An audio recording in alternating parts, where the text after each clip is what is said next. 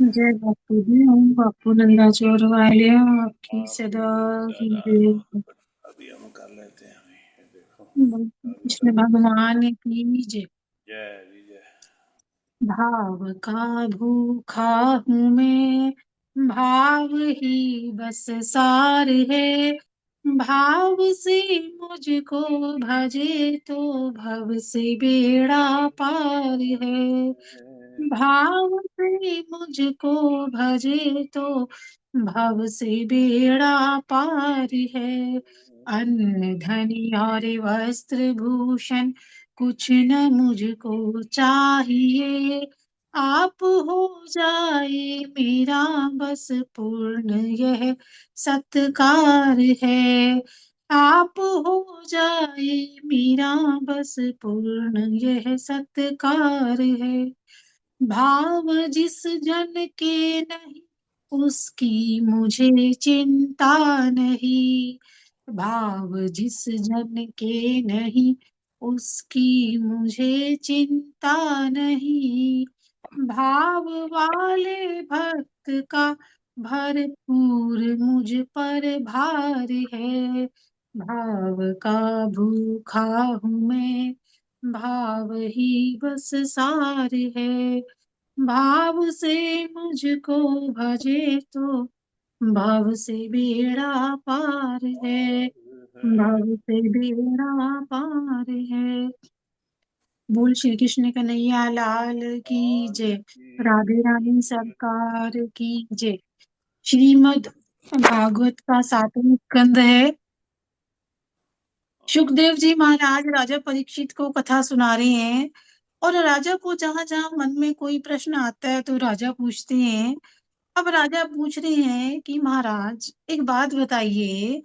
आप बार बार कहते हैं कि परमात्मा सर्वव्यापक है, सब में एक जैसे भाव से है, समभाव से विराजमान है। पर जगत में तो समता दिखाई नहीं देती, हर जगह विषमता ही दिखाई देती है। जब सब में प्रभु है तो सब एक जैसे होने चाहिए थे, और जब विषमता है तो एक दूसरे के प्रति बैर भाव है। तो प्रश्न यहाँ लेके जाता है कि अगर समता है और सारे जानवरों में भी और मनुष्यों में भी प्रभु विराजमान है तो बिल्ली चूहे को क्यों खाती है?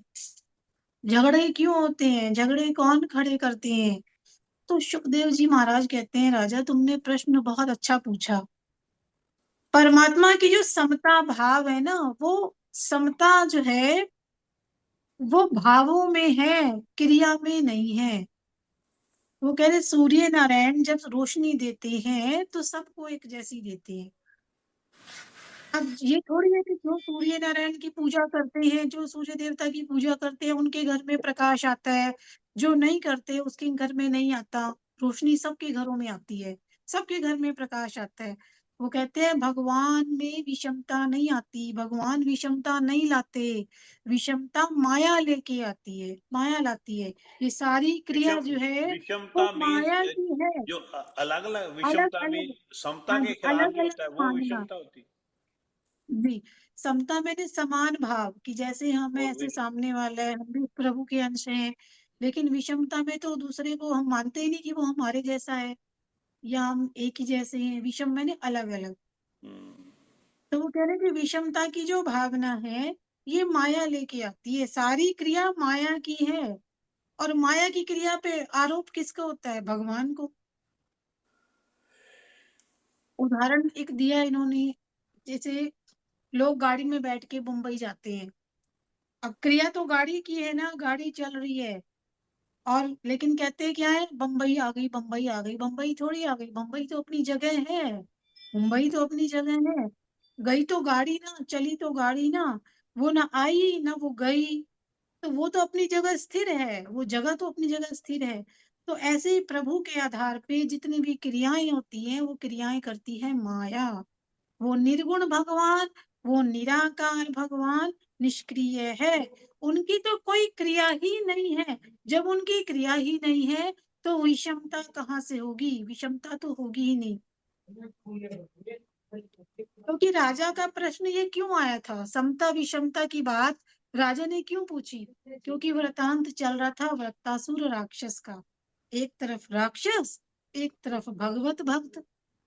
वो कौन था? जो चित्रकेतु था। चित्रकेतु जिसने भगवान शिव जी और माता पार्वती को उस स्वरूप में देखा और कुछ गलत बातें कही और श्राप उसको मिला। तो उस बात पे राजा पूछ रहे हैं कि वृत्तासुर भगवत भक्त था, फिर भी उसको मारा गया क्यों? भगवान तो देवों के पक्ष में रहते हैं और राक्षसों को मारते हैं। ये भगवान की समता है कि विषमता है? वो भी तो पक्ष ले रहे हैं। जब देखो हमेशा देवताओं के साथ ही रहते हैं और राक्षसों का मरण करते हैं। अब वृत्तासुर को मार दिया, क्यों मारा? भगवत भक्त था। तो सुखदेव जी महाराज कहते हैं, वृत्तासुर को प्रभु ने मारा नहीं, तारा है, उसका उद्धार किया है। श्री कृष्ण जी की तो मार में भी प्यार है। वराह नारायण ने हिरण्याक्ष का उद्धार किया है। पर हिरण्यकश्यप जब प्रहलाद जी को मारने दौड़ा तो खंबे में से भी नरसिंह भगवान प्रकट हो गए और उन्होंने प्रहलाद जी की रक्षा की और हिरण्यकश्यप का उद्धार किया। इन राक्षसों को मारा नहीं प्रभु ने, इनका उद्धार किया है। तो अब फिर राजा प्रश्न पूछते हैं कि आप प्रहलाद जी की बात कर रही हैं और प्रहलाद जी की कथा जो है मेरी सुनने की इच्छा है कि पिता पुत्र को मारने दौड़ रहा है। प्रहलाद जी तो इतने बड़े महान भक्त थे। अब सुखदेव जी महाराज परीक्षित को और उधर नारद जी धर्मराज जी को कथा सुनाते हैं कि हिरण्य कश्यप के घर प्रहलाद का जन्म हुआ। प्रहलाद जी जन्म से ही भगवत भक्त थे और पूर्व जन्म के महायोगी भक्त थे। जहाँ भक्ति है वहाँ विनय है और विनय है तो विवेक है, उदारता है, विनम्रता है और समर्पण की भावना है। तो देखा जाए तो भक्ति सारे सद्गुणों की माता है। और प्रहलाद जी तो निरंतर भक्ति करते थे। प्रहलाद जी ने अपनी भक्ति को गुप्त रखा था।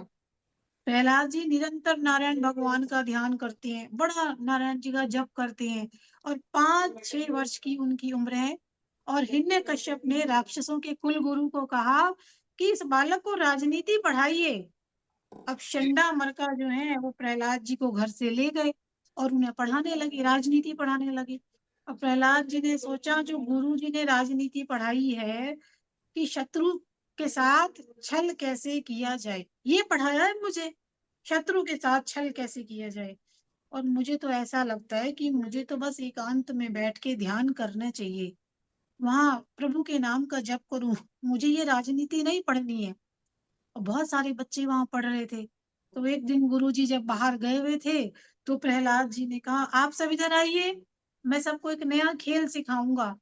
अब प्रहलाद जी के चारों ओर सारे बैठ गए। अब प्रहलाद जी ने उस समय बालकों को, जितने भी बच्चे वहां थे, प्रहलाद जी ने सबको भागवत धर्म का उपदेश दिया। अब बच्चों ने कहा प्रहलाद जी से, अभी तो हमारी खेलने खाने की उम्र है, ये राम राम तो हम वृद्धावस्था में करेंगे, अभी से हमें भक्ति की क्या जरूरत है।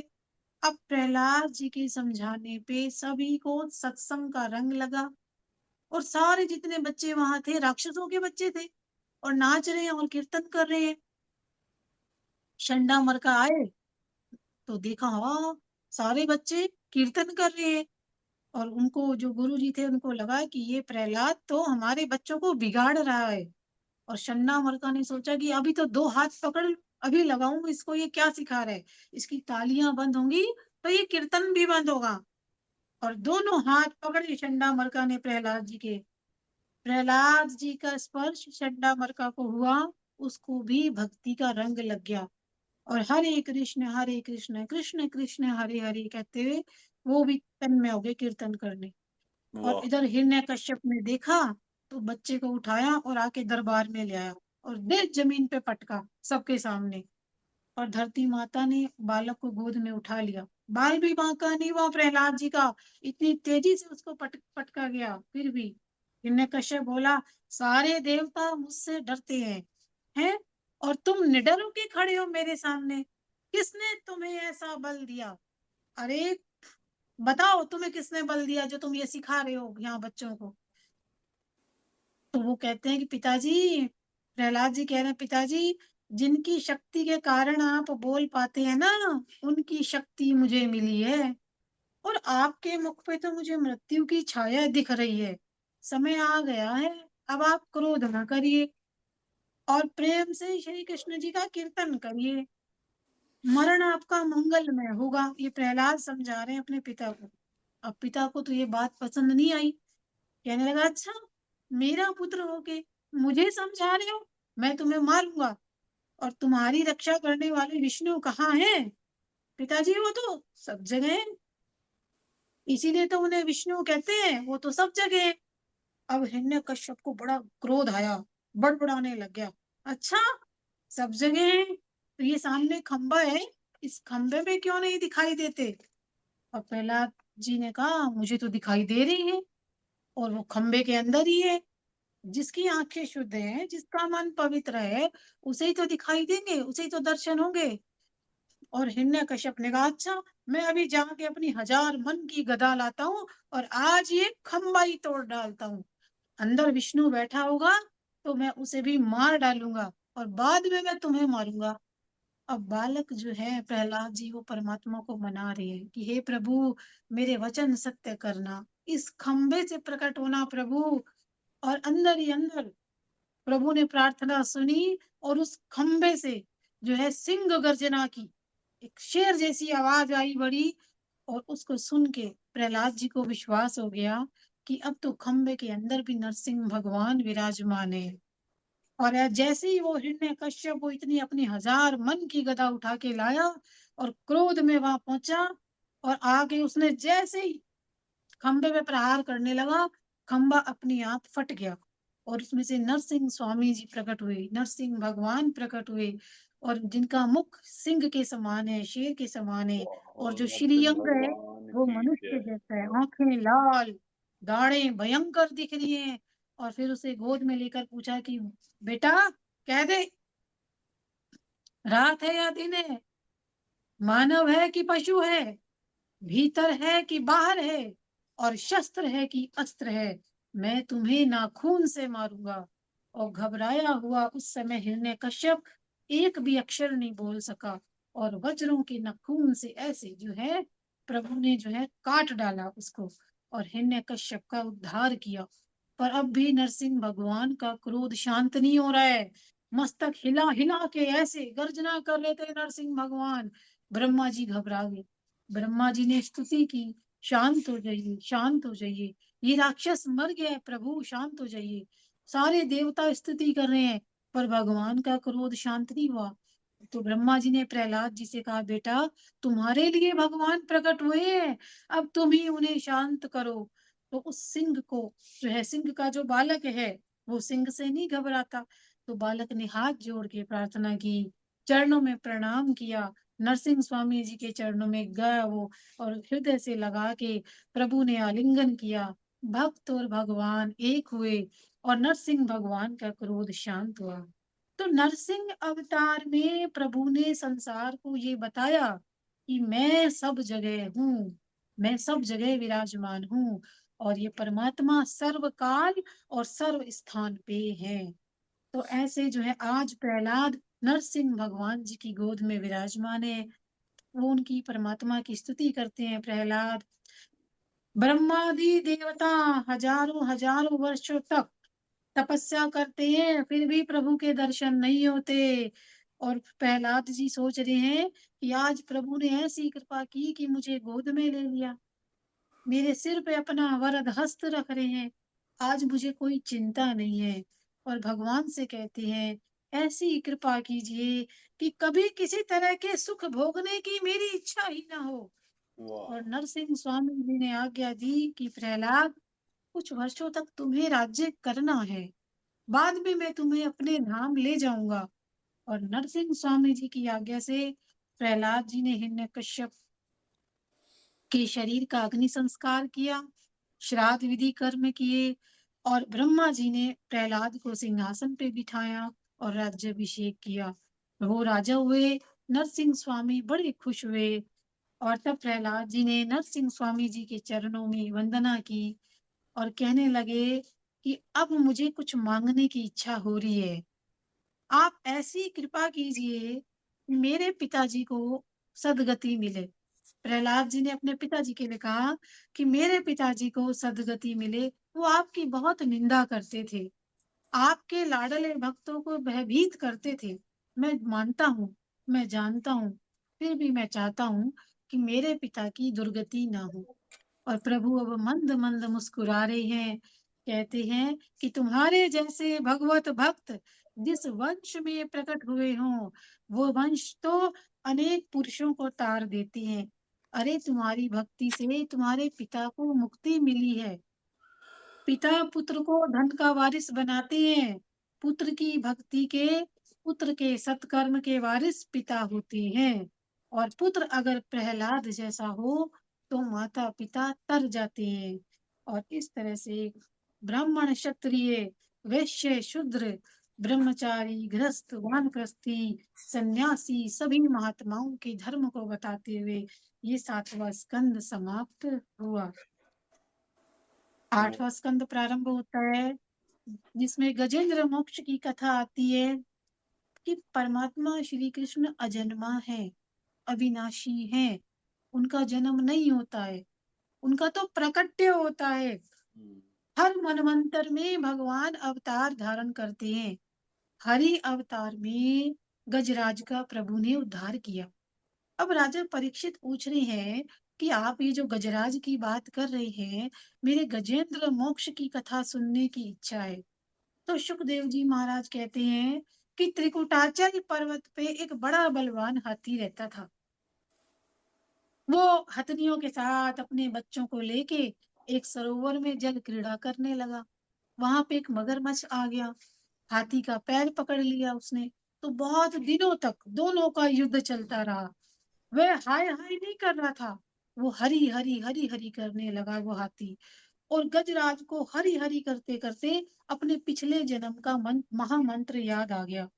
और प्रभु के कान तक उस गजेंद्र का आर्तनाद, जब आदमी कष्ट में होता है, दुख में होता है, हे हरि बड़े मन से कर रहा होता है, याद कर रहा होता है, तो उसी दुख में जो वो हाथी कह रहा था हे हरि, वो प्रभु के कानों तक आवाज पहुंची। और भगवान ने दौड़ कर आते हुए सुदर्शन चक्र से उस मगरमच्छ को मार डाला। गजराज को उन्होंने सदगति दी। और गजेंद्र मोक्ष का पाठ करने वाला अगर अंत काल में प्रभु को भूल जाए तो सबसे बड़ी विशेषता ये है कि प्रभु उसे नहीं भूलते। परमात्मा उसका स्मरण रखते हैं, उसका मरण सुधरता है जो गजेंद्र मोक्ष का पाठ करता है। तो सुखदेव जी महाराज कथा कर रहे हैं, राजा परीक्षित को सुना रहे हैं, कह रहे हैं कि एक बार इंद्र राजा को रास्ते में दुर्वासा ऋषि के दर्शन हुए। अब अपने कंठ से, अपने गले से उन्होंने माला उतार के ऋषि ने, दुर्वासा ऋषि ने इंद्रदेव को दे दी। दोनों की मुलाकात हुई, अपने गले से माला उतारी और इंद्र जी को दे दी। अब इंद्र जी ने वो माला जैसे ही उन्होंने पहनाई तो उतारी, उतार के ऐसे फेंक दी।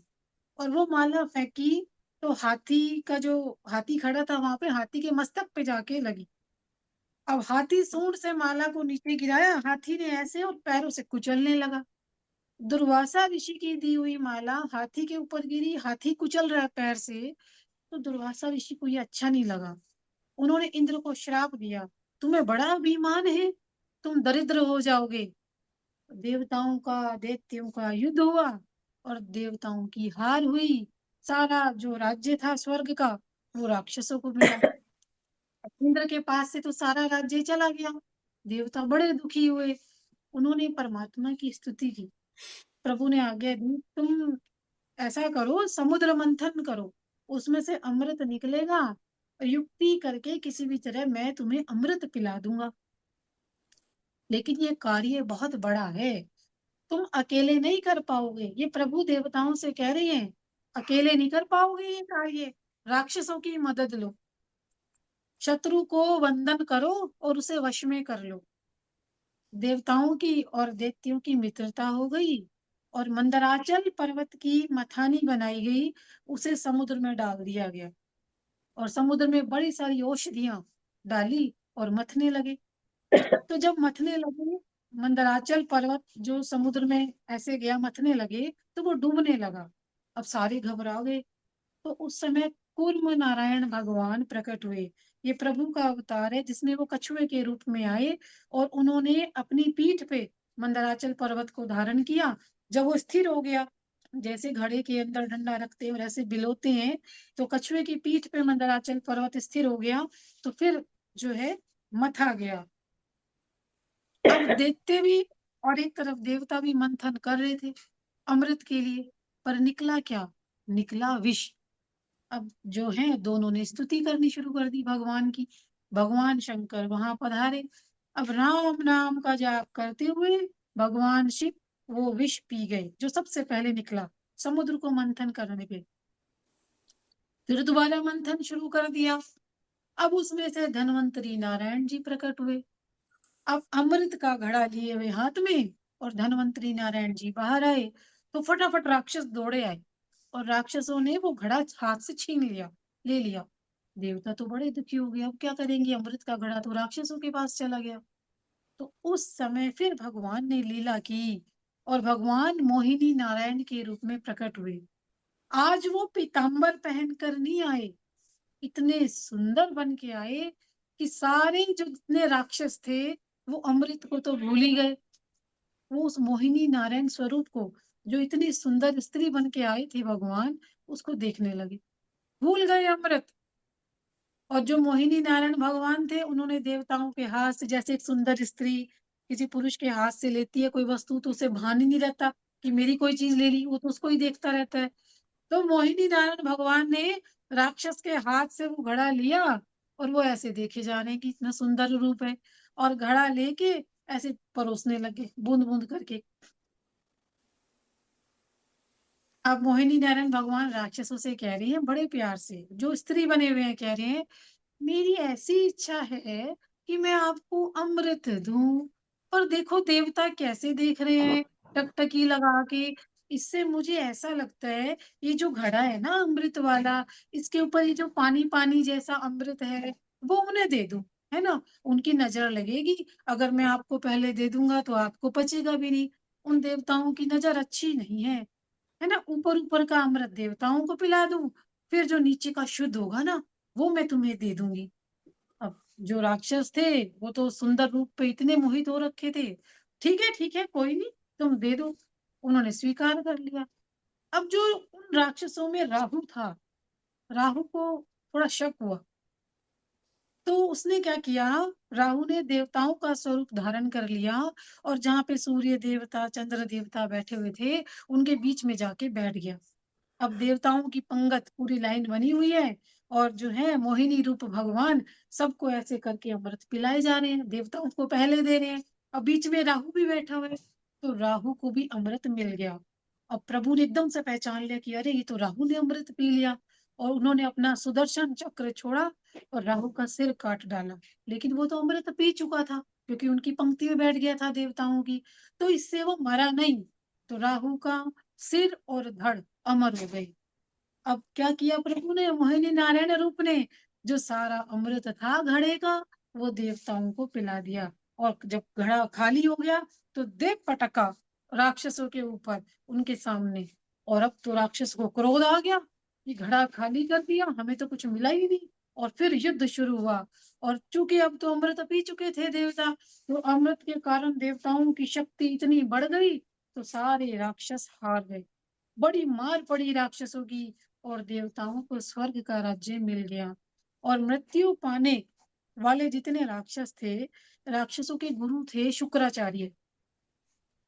वो इतने प्रतापी थे गुरु शुक्राचार्य, उन्होंने संजीवनी मंत्र दिया, फिर राक्षसों को जीवित कर दिया। और शंकर पार्वती मोहिनी स्वरूप के दर्शन करने जो है कैलाश से वैकुंठ धाम में आए। और भगवान शंकर दौड़ते हुए गए और जो मोहिनी रूप भगवान विष्णु जी का था इतना सुंदर, उनको आलिंगन किया, गले से लगाया। हरि और हर दोनों एक हो गए। तो दक्षिण भारत में एक क्षेत्र ये पड़ता है हरि और हर, वहां पे जो स्वरूप हैं, जो विग्रह विराजमान हैं, आज भी उसमें आधे ठाकुर जी हैं, आधा अंग ठाकुर जी का है और आधा अंग जो है शिव जी का है, जिन्हें हरिहर रूप कहा जाता है। यही विग्रह स्वरूप वहां विराजमान है, वहां इनकी पूजा होती है हरिहर रूप में। तो ऐसे जो है ये छठा मनवंतर चल रहा था जब ये समुद्र मंथन हुआ। और सातवां मनवंतर आया, अलग-अलग मनवंतरों की अलग-अलग समय की कथा चल रही है। तो सातवें मनवंतर में जो कश्यप ऋषि जी थे, उनके घर श्री वामन जी महाराज प्रकट हुए थे, वामन जी। अब राजा परीक्षित पूछ रहे हैं कि वामन जी की कथा, इसके बारे में बताइए। लक्ष्मीपति जो नारायण हैं, वो भिक्षा मांगने गए थे। ऐसा सुना है कि लक्ष्मीपति नारायण भिक्षा मांग रहे हैं। महाराज इसका क्या कारण हो सकता है? वामन जी का स्वरूप उन्होंने क्यों धारण किया? तो सुखदेव जी महाराज कहते हैं, राजा सुनिए। राक्षसों ने जो उनके गुरु शुक्राचार्य थे, उनकी बड़ी सेवा की। तो शुक्राचार्य जी बड़े खुश हुए। जब गुरु खुश होते हैं तो वरदान देते हैं, जिससे जो राजा बलि था, राक्षसों का राजा था राजा बलि, वो बड़ा ताकतवर हुआ। अब बलि राजा को इंद्रासन पर बैठा के शुक्राचार्य जी ने उसका राज्याभिषेक कर दिया।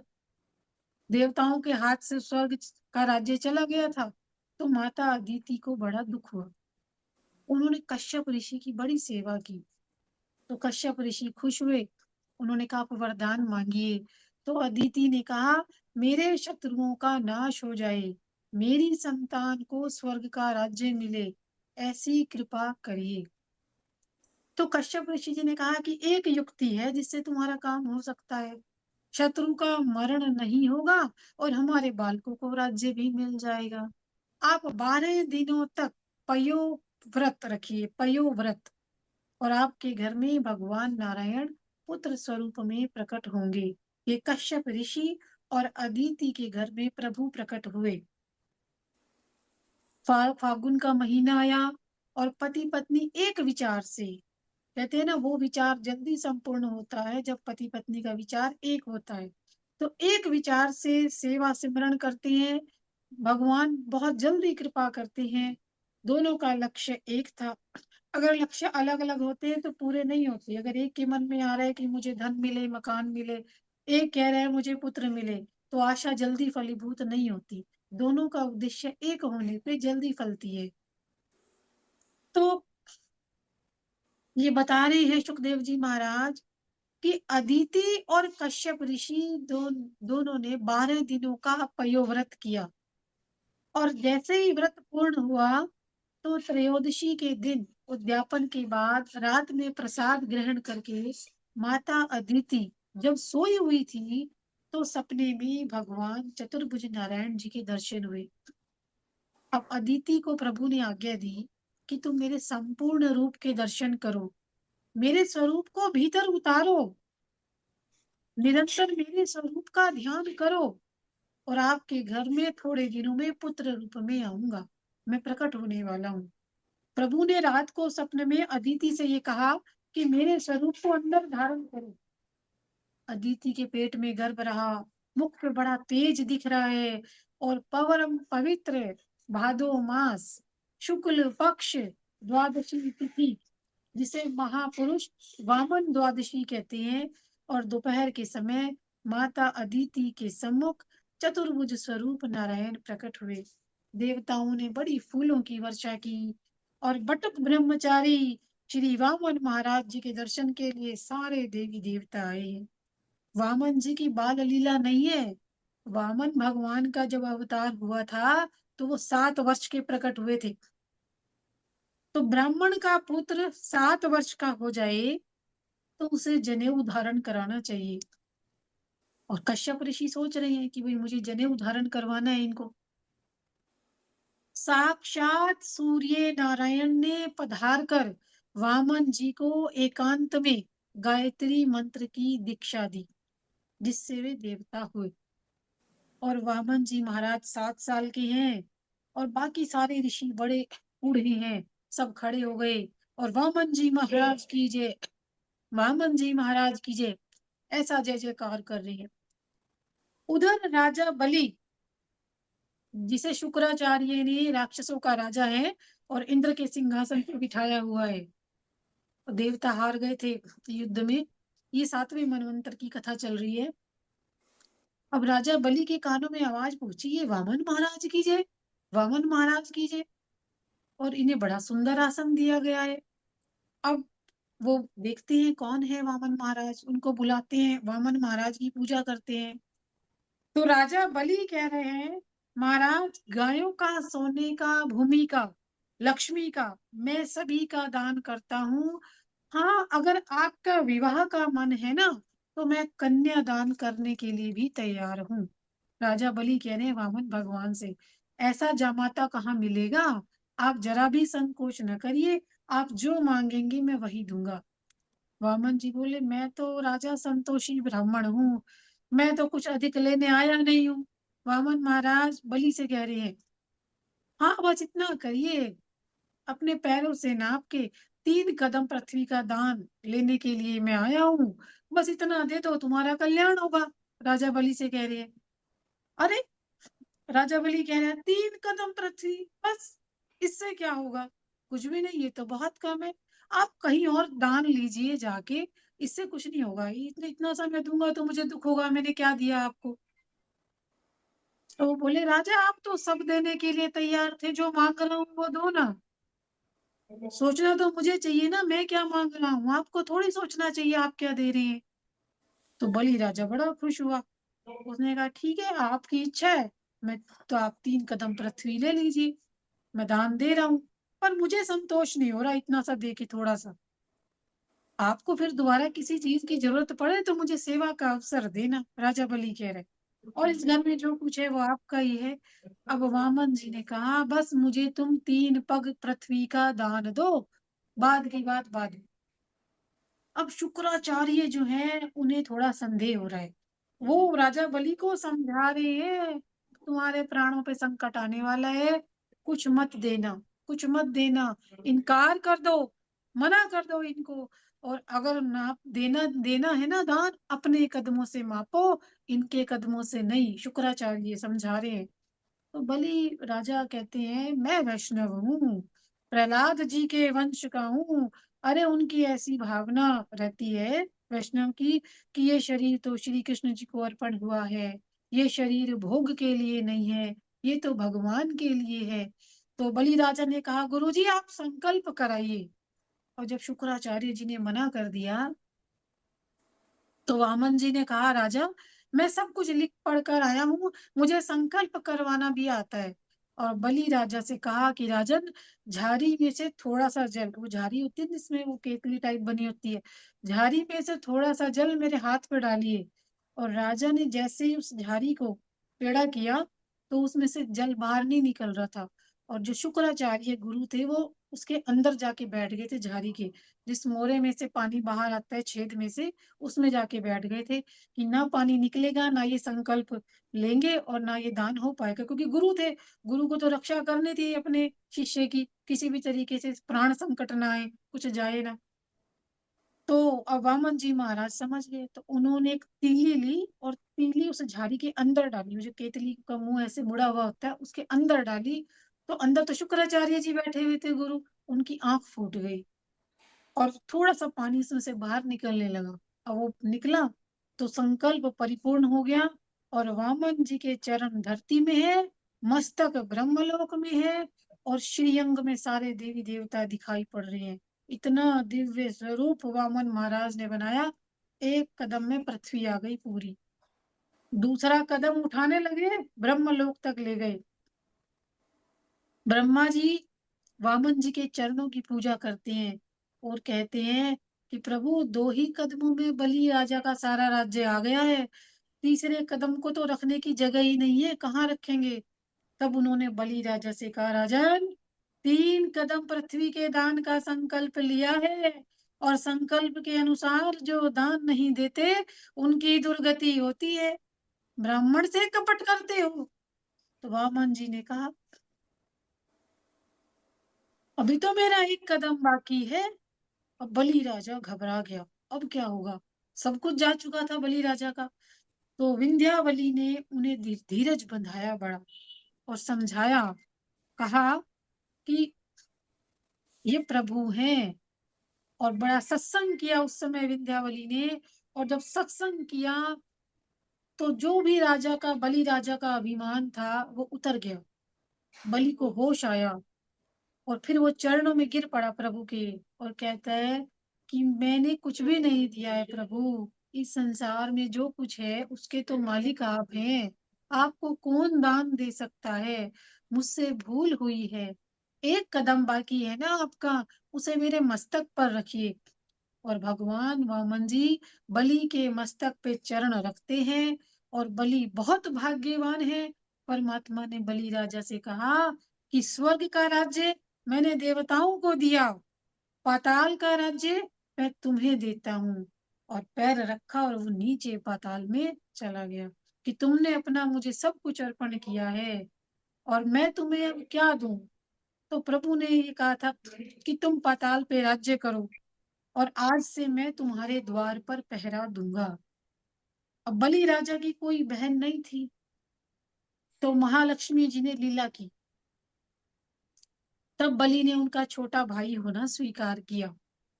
सावन की पूर्णिमा का दिन आया। लक्ष्मी जी ने बलि राजा से कहा, भाई आज रक्षाबंधन है, मैं तुम्हारे लिए सुंदर राखी लाई हूँ। जगन माता महालक्ष्मी जी बलि राजा के हाथ में राखी बांधती हैं और बलि राजा ने लक्ष्मी जी के चरणों में बार बार वंदना की। और बलि राजा कह रहा है कि आज मैं आपने मेरे हाथ पे राखी बांधी है, मेरा धर्म है कि मुझे आपको कुछ देना चाहिए। लक्ष्मी जी ने कहा, मेरे घर में सब कुछ है पर एक नहीं है। लक्ष्मी जी ने कहा, भाई तुम्हारे द्वार पे जो पहरा दे रहा है उसे तुम हमेशा हमेशा के लिए स्वतंत्र कर दो।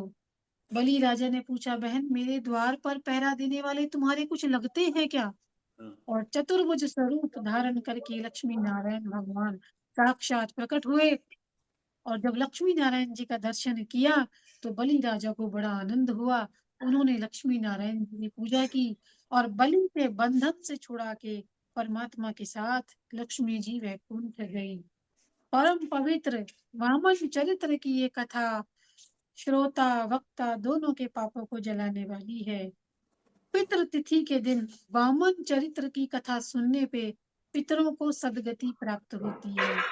तो ऐसे 33वें अध्याय में वामन चरित्र की समाप्ति हुई है और संक्षेप में मत्स्य नारायण की कथा सुनाकर अष्टम स्कंद परिपूर्ण होता है। परमात्मा श्री कृष्ण को सनातन धर्म बहुत प्रिय है। धर्म की मर्यादा में जो रहता है वही बड़ा है। श्री राम मर्यादा पुरुषोत्तम है और जो श्रोता, जो सुनने वाला प्रभु की मर्यादा का पालन करते हैं वो श्री कृष्ण जी के रहस्य को समझ सकते हैं। अब राजा ने प्रश्न पूछा, महाराज इस सूर्य वंश की कथा सुनने की मेरी बड़ी इच्छा है। सुखदेव जी महाराज कहते हैं कि जो मनु महाराज थे उनके एक पुत्र हुआ था नभग और नभग के घर पुत्र हुआ नाभाग और नाभाग के घर भक्तराज अम्बरीश महाराज प्रकट हुए थे। अम्बरीश राजा के 3 बेटे हैं, विरूप, केतुमन और शंभु। बड़े राजा हुए। जो अम्बरीश राजा का जब वंश आगे चला तो बड़े राजा हुए और बाद में उन्हीं मनु महाराज के बड़े पुत्र इक्ष्वाकु के वंश का वर्णन आता है। उसी वंश में सगर राजा हुए। राजा सगर ने पुत्र असमंजस और असमंजस के पुत्र हैं अंशुमान। राजा सगर का पुत्र है असमंजस और वो है आगे है अंशुमान। तो उन्होंने अंशुमान को आज्ञा दी घोड़े को खोजने के लिए और कपिल नारायण जी के आश्रम में घोड़ा बंधा हुआ है।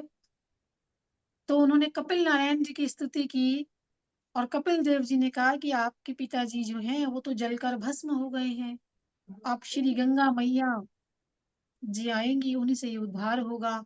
अंशुमान उस घोड़े को लेके अपने दादा के यज्ञ में गया, सगर राजा के यज्ञ परिपूर्ण हुआ और अंशुमान ने गंगा मैया को पधारने के लिए बड़ी तपस्या की, बड़ी तपस्या की पर गंगा मैया के दर्शन नहीं हुए। तो अंशुमान का पुत्र राजा दिलीप हुआ। राजा दिलीप ने भी बड़ी तपस्या की पर श्री गंगा मैया के दर्शन नहीं हुए। और फिर राजा दिलीप का पुत्र हुआ भगीरथ और भगीरथ राजा का वंश बढ़ा उनके वंश में दिलीप राजा के पुत्र का नाम था रघु। और भगीरथ जी की कथा सबको पता है कि भगीरथ जी ही गंगा मैया को लेके आए थे और अपने पूर्वजों का उन्होंने उद्धार किया था, राजा सगर उद्धार किया था। तो इन्हीं वंश में दिलीप राजा के पुत्र का नाम है रघु। रघु बड़ा महाज्ञानी, बड़ा उदार राजा था। रघु राजा ने एक बार सर्व दक्षिण नाम का एक यज्ञ किया। उस यज्ञ के अंदर उन्होंने जो भी उनके पास था सारा दान कर दिया। यहाँ तक कि वो राजा ऐसा था कि उसने जो उस समय वस्त्र पहने हुए थे यज्ञ के समय, अपने वो वस्त्र उतारे, वो सब कुछ दान दे दिया। तो रघु राजा की कीर्ति बहुत बढ़ गई।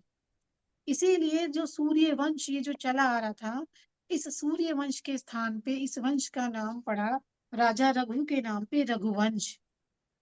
और उसी रघु राजा का जो इतना दानी था, जिसने अपने पहने हुए कपड़ों तक का दान कर दिया, उतार दिए थे, उसी रघु राजा का पुत्र हुआ अज।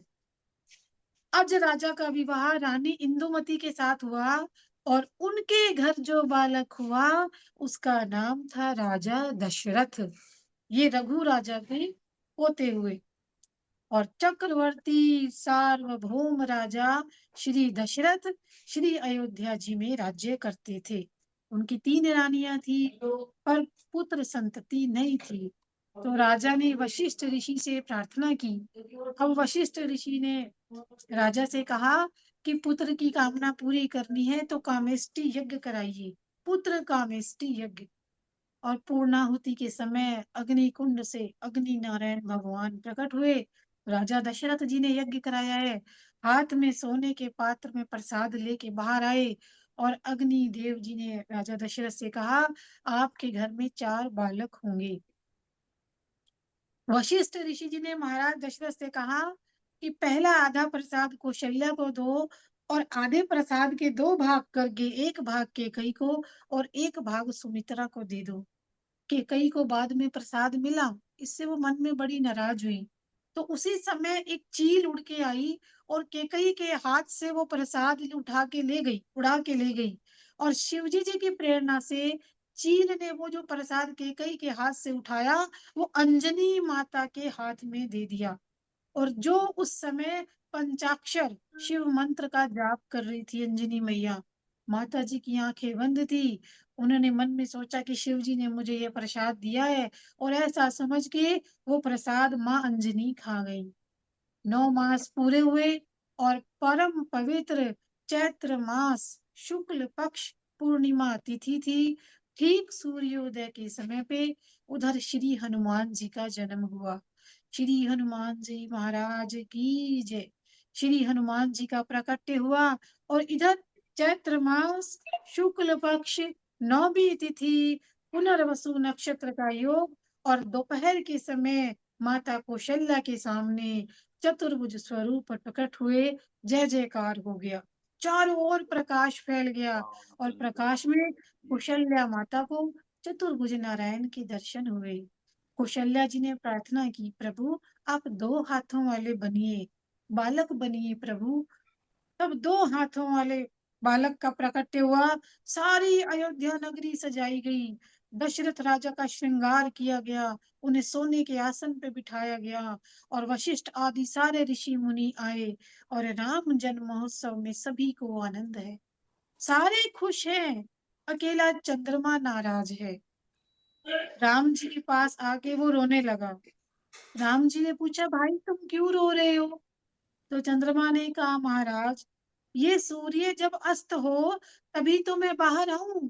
सारी अयोध्या खुशी मना रही है, सारा संसार खुशी मना रहा है प्रभु, आप प्रकट हुए हैं और मैं रो रहा हूँ क्योंकि सूर्य अस्त ही नहीं हो रहा है। वो अस्त होएगा तभी तो मैं आऊंगा। अब राम जी को बड़ी दया आ गई। उन्होंने कहा, अच्छा ठीक है, कोई मुझे राम सूर्य नहीं कहेगा, मैं तुम्हारा नाम धारण करता हूँ, लोग मुझे रामचंद्र कहेंगे। और फिर भी चंद्र को संतोष नहीं हुआ। तो रामचंद्र जी ने चंद्रमा को आश्वासन दिया कि अरे इस अवतार में मैंने सूर्य को लाभ दिया है, मैं दिन में जन्मा हूँ, पर जब कृष्ण अवतार होगा तो मैं रात में 12 बजे आऊंगा, मैं तुम्हें लाभ दूंगा, तुम दर्शन करना। और दशरथ राजा सोच रहे हैं इतने सारे लोग हैं, भीतर कैसे आएंगे, बाहर भी निकल सकेंगे, लोग बधाइयां देने आ रहे हैं दशरथ महाराज को। तो कौशल्या जी से कहते हैं महारानी, मेरी इच्छा है कि बाहर आंगन में सबको बिठा दिया जाए। और कौशल्या माता को भी आंगन में बुलाया जाता है। बैठी हैं बालक राम जी को गोदी में लेके। अयोध्या की प्रजा बहुत भाग्यशाली है, श्री राम जी के दर्शन कर रही है। और श्री राम दर्शन से सभी को ऐसा आनंद आ गया, किसी को भूख नहीं लग रही, किसी को प्यास नहीं लग रही। आज अयोध्या प्रजा उत्सव मना रही है, बड़ी खुश हो रही है आज प्रजा। रामचंद्र जी ने राज धर्म को महत्व दिया और पति धर्म को गौण माना। प्रभु ने सोचा कि हम दोनों इस दुख को सहन करेंगे। मर्यादा पुरुषोत्तम राम प्रभु कह रही है मुझ पे ये कलंक लगा है, अब मैं सीता जी का त्याग करूंगा तभी कलंक दूर होगा। तो प्रभु ने ऐसा निश्चय किया और लक्ष्मण भी सीता जी को रथ में बैठा कर ले जाते हैं और कहते हैं कि अयोध्या के कुछ लोगों की निंदा के कारण प्रभु ने आपका त्याग किया है। लक्ष्मण जी की बात सुन के सीता जी बड़ी व्याकुल हो गई, पर उन्होंने धैर्य धारण करके कहा वो कभी बिना त्याग कर ही नहीं सकते। अरे वो तो प्रजा को प्रसन्न करने के लिए उन्होंने ये लीला की है। तो ऐसे मर्यादा पुरुषोत्तम राम है। परमात्मा श्री कृष्ण जी का नाम स्वरूप यह भागवत है। परमात्मा का स्वरूप दिखाई नहीं देता, प्रभु का नाम दिखाई देता है। नाम के साथ प्रीति करने वाले का पाप छूटता है। तो रामायण से प्रीति कीजिए। रामायण के सातों कांड मानव की उन्नति के 60 सोपान है। तुलसी तुलसीदास जी ने एक एक कांड को एक एक सोपान का नाम दिया है। रामायण का प्रथम कांड है बाल कांड, कि हृदय से बालक जैसे बनिए, आपका ज्ञान बढ़े, परमात्मा आपको बहुत दे, धन दे, मान दे, लेकिन हृदय से बालक जैसे बनिए। जिसका हृदय बालक जैसा शुद्ध होता है, प्रभु के दरबार में उसे प्रवेश मिलता है। बाल कांड के बाद आता है अयोध्या कांड, कि जीवन थोड़ा है, छोटा है, छोटे से जीवन में युद्ध ना कीजिए।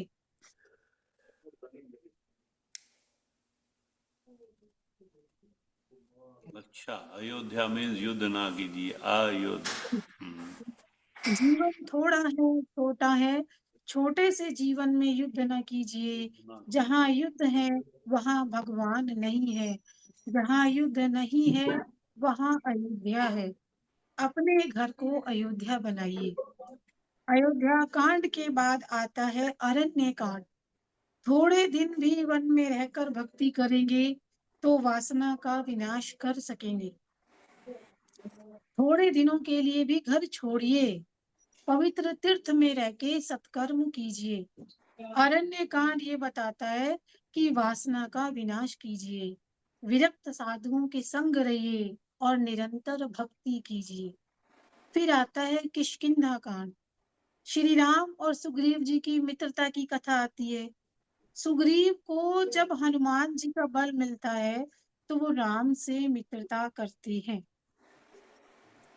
हनुमान जी का बल यानी कि ब्रह्मचर्य का बल, कि काम की मैत्री छोड़िए, राम से मैत्री होगी। और किष्किंधा कांड के बाद आता है सुंदर कांड। हनुमान जी की कथा जिसमें है कि जिसका जीवन भक्ति में है उसका ही जीवन सुखी है, सुंदर है। राम सेवा ही हनुमान जी का जीवन है। और सुंदर कांड में हनुमान जी की दिव्य लीला का वर्णन है। फिर आता है लंका कांड। लंका कांड में राक्षसों का विनाश किया, कि जो रुलाता है वो राक्षस है। काम राक्षस, लोभ राक्षस, क्रोध राक्षस, ये सब राक्षस हैं। जो परमात्मा से प्रेम करता है वो राक्षसों को मार डालता है। लंका कांड के बाद उत्तर कांड आता है। जो काम क्रोध जैसे राक्षसों को मार सकता है उसका उत्तर जीवन मंगलमय होता है। तुलसीदास महाराज का उत्तर कांड बड़ा मधुर है। सारे शास्त्रों का सार तत्व इसमें है। काकभूषुंडी जी की कथा इसमें आती है। ज्ञान और भक्ति का समन्वय है और इस प्रकार ये रामायण अति दिव्य ग्रंथ है। 9वें स्कंद के बाद 10वां स्कंद प्रारंभ होता है। तो राजा ने सुखदेव जी महाराज से पूछा, आपने सूर्यवंश की कथा तो मुझे बताई, मुझे चंद्रवंश की कथा सुनाइए। कृष्ण कथा में तो आपने बहुत थोड़ा सा ही बताया। मेरा तो विस्तार से मन है कि मैं कृष्ण जी की कथा सुनूं। अब सुखदेव जी ने राजा से कहा, राजा 5 दिन हो गए हैं, अभी तक तुमने कुछ खाया पिया नहीं, क्योंकि राजा परीक्षित ने पानी भी नहीं पिया था। अभी तक तुमने कुछ खाया पिया नहीं, तुम जलपान कर लो, मैं तुम्हें बाद में कथा सुनाऊंगा। राजा परीक्षित कहते हैं, महाराज इस कथा में इतना आनंद आ रहा है कि मुझे भूख नहीं लगती, मेरी पानी पीने की भी इच्छा नहीं है। और 10वें स्कंद की कथा में सुखदेव जी के हृदय में श्री कृष्ण जी का स्वरूप स्थिर हो गया, समाधि लग गई सुखदेव जी की। और 10वें स्कंद की कथा करने वाले श्री कृष्ण हैं। सुखदेव जी तो सुन रहे हैं और श्री कृष्ण कथा गंगा प्रकट हुई। कृष्ण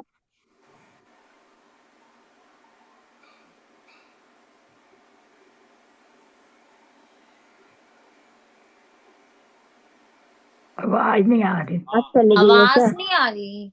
हाँ, थोड़ा म्यूट सा हो गया धीरे उनको। धीरे दोबारा बता देना। हाँ, नहीं बोल तो रहे हैं बट हमें नहीं। कोई बात कृष्ण कथा सभी का कल्याण करने वाली है, प्रभु का प्राकट्य होता है। नहीं।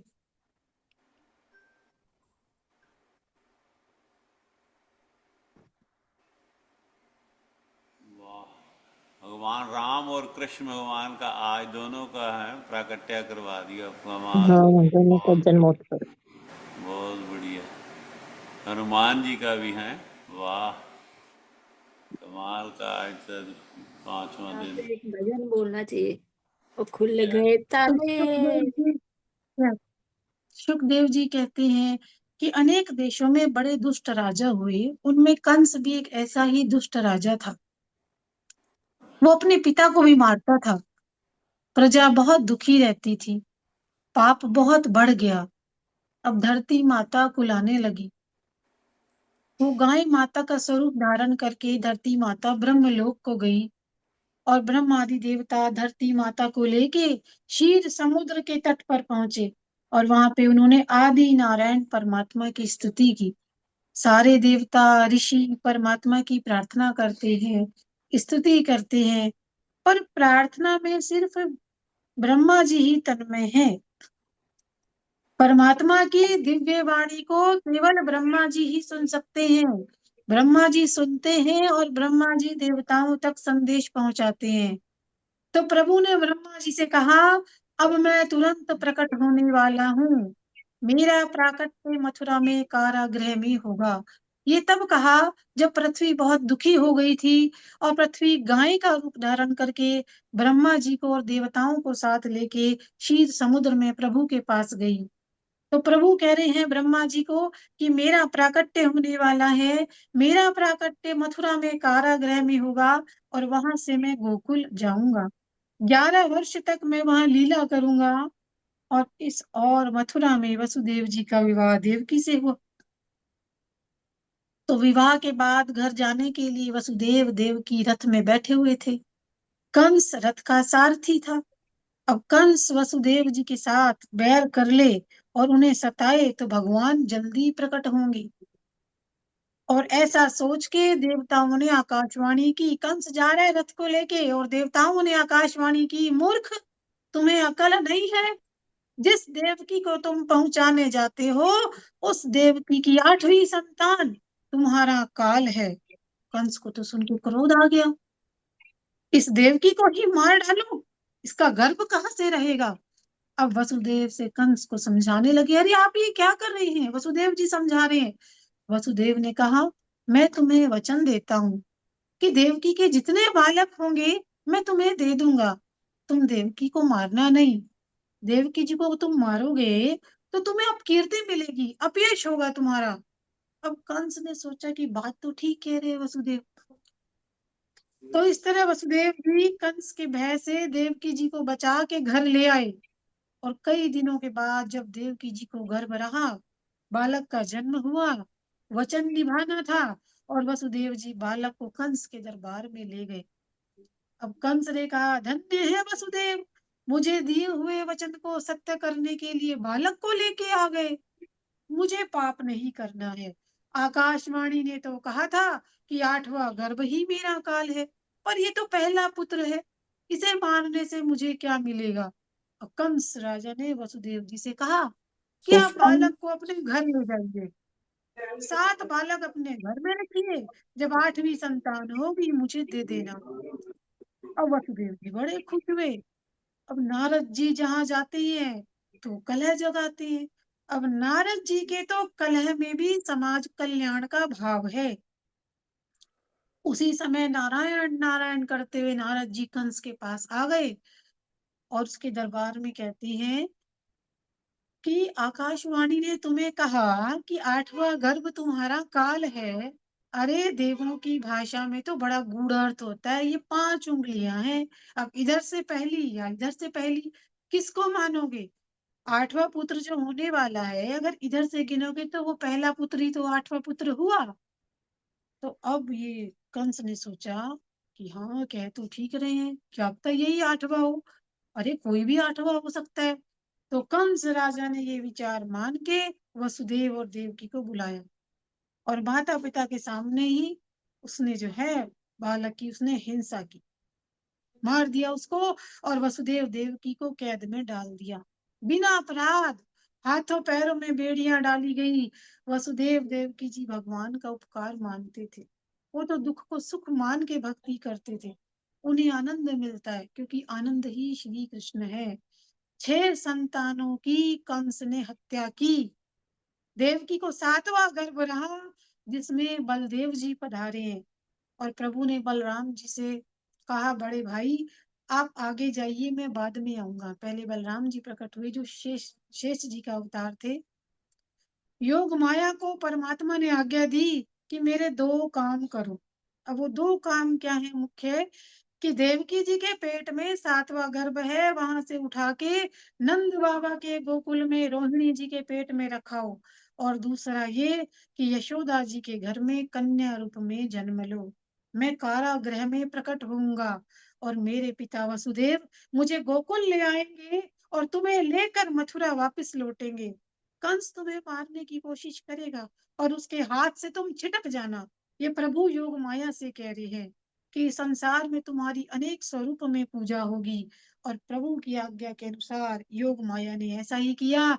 देवकी जी के पेट से 7वां गर्भ उठाकर रोहिणी जी के पेट में रख दिया, और रोहिणी जी ने बलभद्र जी को जन्म दिया। और बलभद्र जी ने निश्चय किया कि जब श्री कृष्ण प्रकट होंगे, जब श्री कृष्ण के दर्शन होंगे, तब उनके स्वरूप को हृदय में उतारूंगा। देवकी जी को 8वां गर्भ रहा, और इधर यशोदा माता भी सगर्भा हुई। देवकी जी के मुख पर बड़ा तेज है। कंस को विश्वास हो गया कि अब तो मेरा काल इसके पेट में आ गया है, और उसने सेवकों से कहा, मेरा काल आने वाला है, सावधान रहिएगा। और श्री कृष्ण जी के दर्शन के लिए वसुदेव देवकी के प्राण तड़प रहे हैं। मध्य रात का समय हुआ है। परम पवित्र भादो मास कृष्ण पक्ष अष्टमी तिथि, रोहिणी नक्षत्र का सुयोग, मध्य रात में देवकी जी के सामने चतुर्भुज स्वरूप कन्हैया प्रकट हुए। चारों ओर प्रकाश फैल गया, और उस प्रकाश में शंख चक्र गदा पद्मधारी चतुर्भुज नारायण जी के दर्शन हुए। और वसुदेव देवकी जी परमात्मा की स्तुति करते हैं। और देवकी जी ने कहा, मुझे कंस राजा से डर लगता है। प्रभु ने अपने स्वरूप का बोध करवाया। कहा, इस स्वरूप को आंखों में उतारिए, बारंबार ध्यान कीजिए। 11 वर्ष के बाद मैं आऊंगा। अभी मुझे गोकुल में लीला करनी है, मुझे तुरंत गोकुल पहुंचा दीजिए। वसुदेव जल्दी जल्दी करते हैं। एक टोकरी में एक गद्दी रखी है, और उसमें उन्होंने बाल स्वरूप कृष्ण जी को सुला दिया। और वसुदेव जी को ये शंका हुई कि सारे दरवाजे तो बंद हैं, हाथों पैरों में बेड़ियां हैं, मैं गोकुल कैसे जाऊंगा जो आज्ञा हुई है। और वसुदेव जी टोकरी को बाल कृष्ण जी को लेके सिर पे पधारते हैं टोकरी लेके, और हाथों पैरों की हथकड़ियां अपने आप टूट जाती हैं, कारागृह के सारे दरवाजे खुल जाते हैं, और कंस के जो सेवक थे वो सारे गहरी नींद में सो गए, और झर झर झर बरसात बह रही है, और बलराम जी के ऊपर बोल कृष्ण भगवान की जय। जय। ओए खुल गए शेष ताले। 2 मिनट मैं बोलूं। ओ खुल गए बोलो ताले, जी क्या बात हो गई, जब से जन्मे कन्हैया करामात हो गई। हो गई। जन्मे कन्हैया करामात हो गई। ओ बंदी खाना जन्म लिए काना, द्वापर खाता जमाना। बंदी खाना जन्म लियो काना, द्वापर का जमाना। पुराना ताला लगाना, पहर बिठाना, कंस का जुल्म उठाना। उस रात का दृश्य भयंकर था, कंस को मारने का डर था। ओ बादल छाए उड़माए, बरसात हो गई, जब से तन में कन्हैया करामात हो गई। जय हो। जब से जन्मे कन्हैया करामात हो गई। छाई थी का। अब आगे आप बोलो। कंस बहुत। ने और कितने बलराम जतन किए रे भैया, कंस ने कितने जतन किए, पर तुमने ये देखा, 100 तलवारें मिटा सकी ना भाग्य के एक ही रेखा। 100 तलवारें मिटा सकी ना भाग्य की एक ही रेखा। कृष्ण कैसे जन्म हुआ, अत्याचार यूं खत्म हुआ, बंदी घर के द्वार खुले और पहरेदार सोए, जाको राखे साइया मार सके न कोई, जाको राखे साइया मार सके। लो जी इसी माने ये आप ये प्रसाद लो भगवान कृष्ण का, राम जी का, हनुमान जी का जो वो है, ये प्रसाद भी ले लो, और जय जयकार तो अभी तो कंटिन्यू करते हैं। जय हो भगवान। हाँ जी। बोल श्री कृष्ण के तो लाल की जय। सुनाओ। तो बलराम जी को पता चला, और वो शेष स्वरूप धारण कर दौड़ते आए हुए बलराम जी, और फनों से छत्र बना के सिर पे धारण कर दिया है, जिससे लल्ला को कष्ट ना हो, और प्राणनाथ के चरण स्पर्श की इच्छा से यमुना जी का जल भी बढ़ने लगा। अब तो वसुदेव जी घबरा गए, यमुना का जल स्तर बढ़ गया है, लेकिन बाल कृष्ण लाल समझ गए कि यमुना जी मिलना चाहती है, और लल्ला ने टोकरी में से अपने पैर बाहर निकाले, और यमुना जी ने प्रत्यक्ष चरण स्पर्श किया, और चरणों पर कमल की भेंट समर्पित की, और बड़े ही आनंद में यमुना जी स्तब्ध हुई। धीरे धीरे धीरे जल कम होने लगा यमुना जी का, और वसुदेव गोकुल में आ पहुंचे। अब यमुना नंद रानी बाबा की, के यमुना महल में महारानी की जय। प्रवेश किया। जय। अब यशोदा जी भी सोई हुई है, वो तो निंद्रा में है, योग माया का जन्म हुआ है, पर यशोदा माता को इतना नहीं पता चला था कि उनका लड़का हुआ है या लड़की, उन्हें कुछ होश ही नहीं रहा। वसुदेव जी अंदर पहुंचे, और योग माया को टोकरी में रख के, और वसुदेव जी दौड़ते हुए, वहां पे उन्होंने बालक को रखा, कन्हैया जी को, और योग माया को रखा टोकरी में, और दौड़ते हुए वापस मथुरा पहुंचे। जैसे ही कारागृह में वापिस आए, द्वार बंद हो गए, योग माया अंदर आती है, द्वार बंद हो जाते हैं, अपने आप हाथों पैरों की बेड़ियां लग जाती हैं, योग माया रोती है। जब रोती है तो सारे सेवक जाग जाते हैं, और दौड़ के जाके उन्होंने कंस को खबर दी, और कंस क्रोध में दौड़ता हुआ आया। देवकी जी घबरा गई, उन्होंने कहा ये तो कन्या है, अरे अब तो संतति की आशा ही नहीं है कि अब कोई और संतान होगी, अरे कन्या की हत्या मत करना, देवकी जी रो रही है, ये लड़की है, इसकी हत्या मत करना, तुम्हें तो कन्यादान का पुण्य मिलेगा कंस। लेकिन कंस ने एक बात नहीं मानी, उसने कन्या के पैर पकड़े और ये भी नहीं देखा कि वो लड़की है या लड़का। उसे लगा कि बस ये तो मेरा काल है, और जैसे ही उसने पत्थर के साथ पटकने वो लग गया, तुरंत कन्या हाथ से छूट गई, क्योंकि वो योग माया थी। वो छिटकी हाथ से और कंस के सिर पर योग माया ने लात लगा दी और आसमान में उड़ गई, और अष्टभुजा भद्रकाली माँ के स्वरूप में प्रकट हुई। और कंस ने देखा ये तो कोई महान देवी थी। अरे जिसने मुझसे कहा कि मेरे काल का जन्म हो गया है। कंस घबरा गया, अब वो बहुत डर गया, क्योंकि वो हाथ से छिटक गई थी, वो माँ का स्वरूप थी। तो उसने वसुदेव और देवकी को वंदन किया, मैंने तुम्हारे बालकों को नहीं, मैंने तो अपने ही बालकों को मारा है, मैं क्षमा मांग रहा हूँ। आत्मा की कभी मृत्यु नहीं है, आप अब आत्म स्वरूप पर विचार कीजिए, अब शोक मत करिए। तो वसुदेव और देवकी को कारागृह से मुक्त करके अब कंस अपने घर गया, और उधर नंद महोत्सव हो रहे हैं, और बहुत से आनंद देने वाली कथा। और जन्माष्टमी के दिन रात में 12 बजे तक नंद बाबा ने जागरण किया।